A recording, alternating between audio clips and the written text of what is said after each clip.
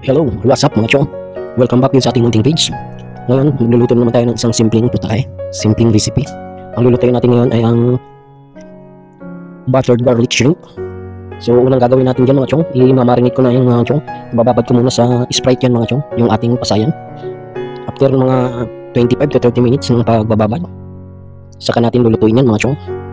I-ready na pala natin mga chong yung ating pangunahing sangkap sa ating lulutuin na buttered garlic shrimp. So, syempre, hindi mawawala dyan yung ating pinaka-main ingredients, yung garlic, or yung ating bawang na pangontras as well. So, yun yung ating main ingredients ngayon kasi nga garlic, buttered garlic shrimp, yung lulutuin natin mga chong. So, yun nga mga chong, hiniwa-iwa ko na, tapos hinampas-hampas ko na. So, yun mga chong, sablay yung ginawa natin mga chong. Hindi na kalasan, hindi na balatan ang lahatan. So, hindi natin nagaya yung napapanood natin sa mga video mga chong. Yung pag hiniwa mo sa gitna yung bawang, saka hinampas mo ng malakas ay mababalatan na ng kusa. So, hindi natin nagaya mga chong. Sablay din tayo mga chong. So, yun, nagmano-mano pa rin tayo ng balat. So, habang binabalatan ito natin mga chong, ating pabida-bidang bawang. Shoutout pala dyan sa ating mga supporters, sa mga solid viewers, sa mga viewers natin dyan sa abroad, ang ating mga katropang OFW. Ingat kayo dyan mga chong. Sa ating mga tropa dyan sa gawing Kabikulan, shoutout sa inyo mga chong. Kumusta kamo dyan mga lango-lango? So, ngayon mga chong, igigisa na natin sa butter yung ating garlic. So yun, mikos-mikos lang natin mga chong hanggang lumabas yung aroma ng ating bawang.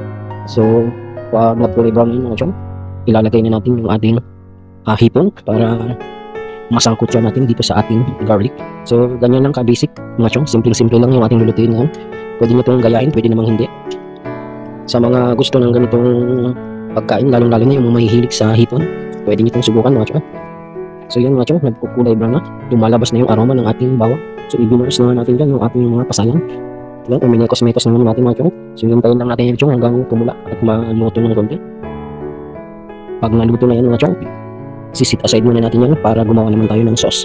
So habang hintay pala natin yung chong na pumula, so comment nyo dyan chong sa baba kung saan lugar kayo napapanood nyo yung video na to. Para sa ganun naman ay malaman ko kung saan umaabot ang aking mga walang kwentang mga chong. So yun mga chong, uminekos-mekos natin. So medyo mga puti pa yung ating mga pasayan mga chong. So yan mga chong, pwede na yan. I-sit aside muna natin dyan para gagawa tayo naman ng sauce mga chong. So ibabalik lang natin ulit yan after natin makagawa ng sauce. So isa-isa ko pa ngayon dyan mga chong, linipat. So para hindi matapon. So yan chong, ibabalik natin yung ating kawali. Papainitin natin. Lalagyan natin ng konting butter ulit. At lalagyan natin ng tomato paste. Konting tomato paste lang mga chong. Tapos i-mekos-mekos natin yan. Tapos lalagyan natin yung mga chong ng oyster sauce pangpalasa. Yan, binagdagan ko pa mga chong ng tomato paste. So dito mga chong, pwede nyo gamitin pala dito kung medyo mahilig kayo sa manamis-namis.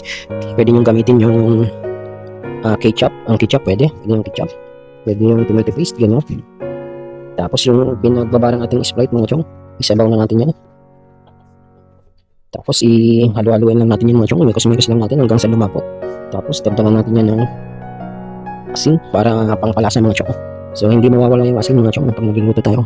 Kasi yun yung pinaka pangpalasa. Pag walang asin, walang lasa ang buhay mga chong. So ganyan lang kasimple mga chong magluto ng buttered garlic shrimp mga chong. So yan, ilinagay na natin lahat ng Sprite para manamis-namis mga chong. So yun, ganyan mga chong yung pagkagawa ng sauce mga chong. Depende na yun mga chong sa kung ano yung gusto nyo panglasa. Ayun na ang bahala dyan mga chong, mag-adjust ng timpla, swak sa inyong panglasa.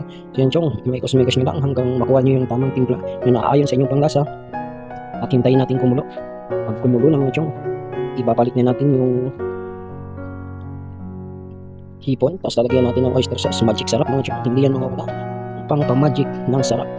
So yan mga chong, all goods na mga chong. So ilagay na natin yung ating hipon mga chong. So yan, imikos-mikos natin mga chong. So halos tapos na yung ating simpleng recipe mga chong, buttered garlic shrimp. All goods na mga chong. Hintayin na lang natin yung kumulo at maluto. Pag naluto na yun mga chong, i-adjust nyo na lang sa timpla na naaayon sa inyong panglasa. Okay na yun mga chong, i-ready nyo na ang baso. Kasi goods na yan mga chong, pangpulutan mga chong. So yun mga chong, maraming salamat sa inyong patuloy na pagsuporta dito sa aking munting vlog. Ingat po kayong lahat palagi. At huwag niyo pong kalimutan na i-follow ang ating munting page, Certis sa Humor page, at ang ating YouTube channel, GRL Kagiti GF or GRL Kagiti Game Farm. So, yun mga chong, maraming salamat. Keep safe and peace.